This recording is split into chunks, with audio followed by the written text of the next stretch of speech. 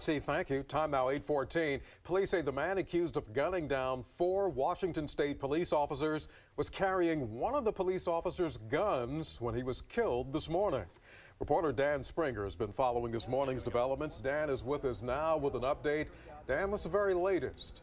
As I mentioned. Yeah, and Dave, we can now see the vehicle that was stolen about 1 o'clock this morning. It was called into police, and you never know when you're a police officer what your day is going to hold. This officer was just on patrol. He was driving down the street in South Seattle. He noticed that gray car with its hood up. The car was running. Nobody was inside. He ended up calling that in. The license plate matched the car that was stolen earlier in the morning, just about an hour earlier.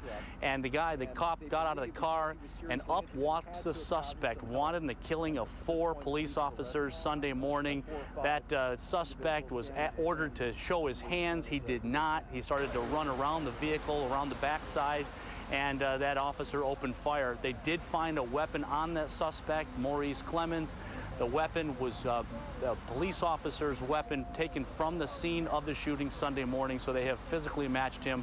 They also said that Maurice Clemens was getting a lot of help from family and friends and associates, that one guy must have taken him in a car from the shooting scene down in Tacoma all the way up into Seattle, and that they were giving him cell phones, money, medical attention, all kinds of help, even trying to get him out of the state in the last couple of days, to no avail. He was gunned down on this street behind me this morning about 2 hours ago. Dave? Dan, I know this is still a very active crime scene you're standing at right now. What do we know about the suspect, Clemens' criminal history? He's got a long criminal history.